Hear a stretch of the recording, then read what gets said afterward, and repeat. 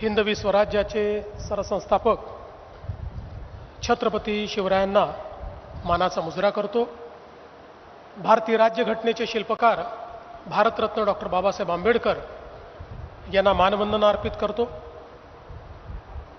ज्यांनी भारतीय स्वातंत्र्य लढ्याला दिशा दिली, गती दिली आणि अनेक क्रांतिकारक दिले असे लोकमान्य बाळ गंगाधर टिळक, त्यांच्या पुण्यतिथीच्या निमित्ताने त्यांना नमन करतो। आणि ज्यांना लोकशाहीर म्हणून आपण ओळखतो ते साहित्यभूषण अण्णाभाऊ साठे यांच्याही जयंतीच्या निमित्ताने त्यांना नमन करतो।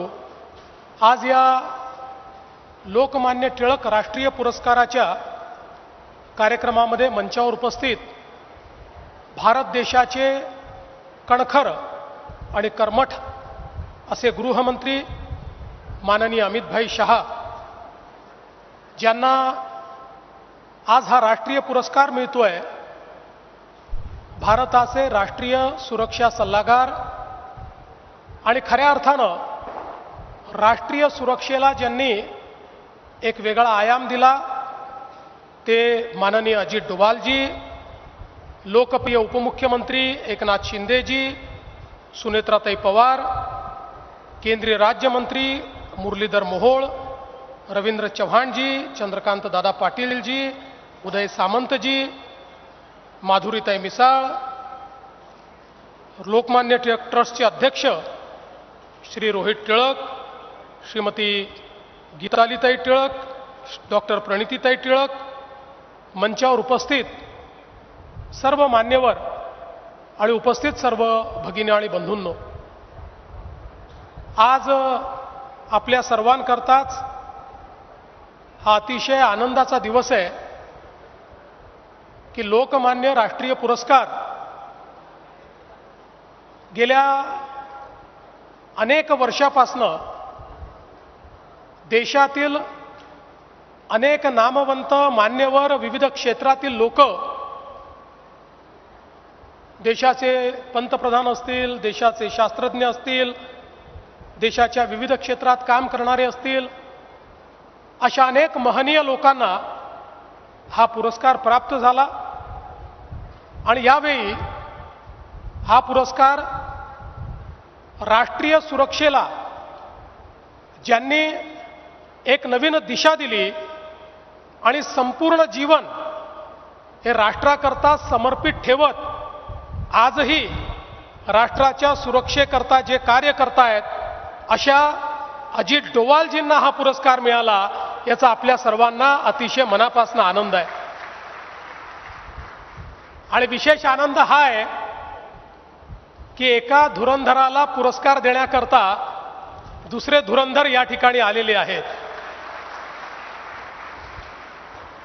खरं तर मी असं देखील म्हणू शकतो की राष्ट्रीय सुरक्षेच्या क्षेत्रात ज्यांना चाणक्य म्हणून ओळखलं जातं त्यांना पुरस्कार देण्याकरता राजकीय क्षेत्रातले चाणक्य आज या ठिकाणी आलेले आहेत। त्यामुळे शिंदे साहेबांनी सांगितलं तसा हा अतिशय दुग्ध शर्करा योग आहे। आपल्या सर्वांना माहिती आहे की अजित डोभालजींनी ज्या प्रकारे पहिल्यांदा पोलीस सेवा आणि त्यानंतर आयबीच्या माध्यमातून, रॉच्या माध्यमातून त्यांनी केलेलं कार्य आणि विशेषतः 2014 पासून या देशामध्ये माननीय प्रधानमंत्री नरेंद्र मोदीजी यांनी त्यांना आपले राष्ट्रीय सुरक्षा सल्लागार केल्यानंतर देशाच्या सुरक्षिततेचं जे डॉक्ट्रिन होतं हे पूर्णपणे बदलण्याचं काम त्यांनी केलं। आणि विशेषतः एक नवीन डॉक्ट्रिन प्रोॲक्टिव्ह डिटेरन्स, या प्रोॲक्टिव्ह डिटेरन्सच्या माध्यमातून त्यांनी कुठल्याही परिस्थितीला कशा पद्धतीनं रिस्पॉन्ड केलं पाहिजे या संदर्भातली जी रणनीती तयार केली, जी कूटनीती तयार केली, आज निश्चितपणे आपण पाहतोय की आता भारत हा मार खाणारा देश राहिला नाही, तर मोदीजींच्या नेतृत्वात घुसून मारणारा देश झालेला आहे. हा महत्त्वपूर्ण फरक भारताच्या संपूर्ण सामरिक शक्तीमध्ये आणि भारताच्या सामरिक नीतीमध्ये आणण्यामध्ये एक अत्यंत महत्त्वाचा रोल, एक महत्त्वाची भूमिका ही या ठिकाणी अजित डोवालजींनी त्या ठिकाणी केली आहे. आणि त्यांचं एक अतिशय महत्त्वाचं वाक्य आहे. ते असं म्हणतात, there is no silver medal in national security. There is no silver medal in national security. If you win you make history, if you lose you become history. अशा पद्धतीनं अतिशय परखडपणे आपले मत मांडणारे अजित डोभालजी आणि ज्या प्रकारे त्यांनी वेळोवेळी आपला जीव धोक्यात घालून स्ट्रॅटेजिकली या देशाकरता कार्य केलं, आज खरोखर त्यांच्यासारख्या व्यक्तीला ज्यांनी कधीही मेडलचा आणि पुरस्काराचा विचार केला नाही, अशा व्यक्तीला हा पुरस्कार मिळतोय, ही आपल्या सगळ्यांकरता अतिशय आनंदाची गोष्ट आहे. आणि सगळ्यात महत्त्वाचं, हा पुरस्कार लोकमान्य बाळ गंगाधर टिळक यांच्या नावाने मिळतो आहे, हे त्याहीपेक्षा महत्त्वाचं आहे. या देशाच्या इतिहासामध्ये आणि देशाच्या स्वातंत्र्य लढ्यामध्ये ज्या व्यक्तींनी खऱ्या अर्थानं स्वातंत्र्य लढ्याला एक दिशा दिली, ते लोकमान्य बाळ गंगाधर टिळक होते. इंग्रज त्यांना भारतीय असंतोषाचा जनक म्हणायचे, पण आपण त्यांना भारतीय राष्ट्रवादाचा जनक म्हणतो. या भारतामध्ये राष्ट्रवादाची सुरुवात जर कोणी केली असेल तर ती लोकमान्य बाळ गंगाधर टिळक यांनी केली, आणि म्हणून ते भारतीय राष्ट्रवादाचे जनक आहेत. आणि आपल्याला माहिती आहे, अनेक वेळा आपण त्यांचं अतिशय प्रसिद्ध वाक्य वापरतो, स्वराज्य माझा जन्मसिद्ध अधिकार आहे आणि तो मी मिळवणारच. हे वाक्य याकरता स्वराज्याचा मंत्र ठरलं, कारण 1857च्या स्वातंत्र्य समरानंतर ज्यावेळी ते समर इंग्रजांनी ठेचून काढलं, अक्षरशः त्या ठिकाणी पूर्णपणे अत्याचार केले, आणि त्यानंतर या भारतामध्ये एक अशी देखील पिढी तयार झाली होती की ज्या पिढीला हे वाटायचं की आम्हाला स्वातंत्र्य मिळणं कठीण आहे, ज्या पिढीला असं वाटायचं की आमच्या स्वातंत्र्याचा सूर्य हा इंग्रजी राणीच्या आशीर्वादानेच उगवू शकतो, आणि राणीच्या आशीर्वादाने ज्यावेळी ब्रिटनच्या पार्लमेंटमध्ये ठराव होईल त्याचवेळी आपल्याला स्वातंत्र्य मिळेल, अशा प्रकारची मानसिकता तयार झाली होती. त्या मानसिकतेला छेदण्याचं काम करत लोकमान्य टिळकांनी सांगितलं, स्वातंत्र्य हे कोणाच्या आशीर्वादाने नाही, कोणाच्या भिकेखातर नाही, तर तो माझा जन्मसिद्ध अधिकार आहे आणि तो मी मिळवून दाखवणारच. आणि हे सांगून या भारतामध्ये पुन्हा एकदा त्यांनी स्वातंत्र्याचं रोपण केलं, त्या विचाराचं रोपण केलं रक्तामध्ये, आणि आमच्या स्वातंत्र्य सैनिकांच्या रक्तामध्ये एक नवीन अशा प्रकारची त्या ठिकाणी व्यवस्था त्यांनी उभी केली. आणि म्हणूनच आज अनेक क्रांतिकारी आपण बघतो की ज्या क्रांतिकारकांना खऱ्या अर्थानं जर दिशा कोणी दिली असेल तर ती लोकमान्य टिळकांनी दिली.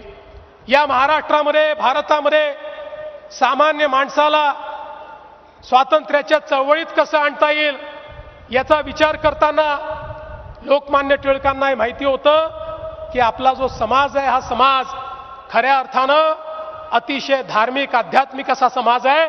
आणि म्हणून ज्यावेळी त्यांनी सार्वजनिक गणेश उत्सवाची संकल्पना मांडली, तो धार्मिक सण नव्हता, तो सामाजिक अभिसरणाचा सण होता. कारण लोकमान्य टिळक नेहमी म्हणायचे की आमचं पारतंत्र्य हे एकाच कारणामुळे आम्हाला आलं, आम्ही जाती जातीमध्ये विभाजित झालो, आमच्यामध्ये मनभेद तयार झाले, आणि म्हणून आम्ही पारतंत्र्यात गेलो. आणि म्हणून बहुजन वर्गाला, सगळ्यांना, अभिजात वर्गाला एकत्रितपणे या गणेश उत्सवाच्या माध्यमातनं त्यांनी एकत्रित आणलं आणि त्यातनं स्वातंत्र्य लढा हा तयार केला. छत्रपती शिवरायांचं त्या ठिकाणी महोत्सव असेल की ज्यातनं आपल्या तरुणाईच्या रक्तामध्ये एक नवीन स्फुरण आणण्याचं काम हे लोकमान्य टिळकांनी त्या ठिकाणी आणलं. आणि म्हणूनच मला असं वाटतं की या स्वातंत्र्य लढ्यामध्ये त्यांचं जे योगदान आहे हे अत्यंत महत्त्वाचं आहे. आणि अशा प्रकारचं जे व्यक्तिमत्व आहे, या व्यक्तिमत्वाच्या नावाचा जर पुरस्कार असेल तर तशाच प्रकारचं राष्ट्रप्रेम, तशाच प्रकारचा राष्ट्रवाद, तशाच प्रकारचं समर्पण ही भावना असलेल्या व्यक्तीलाच ते देणं योग्य आहे. आणि ती भावना असलेली व्यक्ती म्हणजे अजित डोभालजी आहेत. आणि म्हणून त्यांना हा पुरस्कार दिला जातोय. आणि बालपणापासनं हीच भावना ज्यांनी जोपासली, आज भारताच्या आंतरिक सुरक्षेमध्ये ज्या प्रकारचं परिवर्तन आणून दाखवलं ते अमितभाई शहा यांच्या हातून हा पुरस्कार या ठिकाणी दिला जातोय. निश्चितपणे आपल्या सर्वांना याचा आनंद आहे. मी जाता जाता टिळक स्मारक ट्रस्टला तर धन्यवाद देईन, त्यांचं तर अभिनंदन करेन, सोबतच अजित डोभालजींचंही अभिनंदन करेन. पण ईश्वराला प्रार्थना करेन की ईश्वराने अजित डोभालजींना वयाची 100 पूर्ण करतपर्यंत भारताची सेवा करण्याकरता आशीर्वाद द्यावा आणि त्यांनी अशीच सेवा करत राहावी अशी त्यांना या ठिकाणी शुभेच्छा देतो. त्यांच्यासारखा एवढा मोठा व्यक्ती, पण सर्वात मोठा गुण जर त्यांचा कुठला असेल तर त्यांची विनम्रता आहे. त्या विनम्रतेच्या आत त्यांच्यामध्ये ज्या प्रकारची क्षमता आहे ती क्षमता कधी लक्षात येत नाही. अशा विनम्र अजितजींना खूप मनापासून शुभेच्छा देत मी माझे 2 शब्द संपवतो. धन्यवाद. जय हिंद, जय महाराष्ट्र. संसद में चर्चा बहस चल रही है और विषय है पाक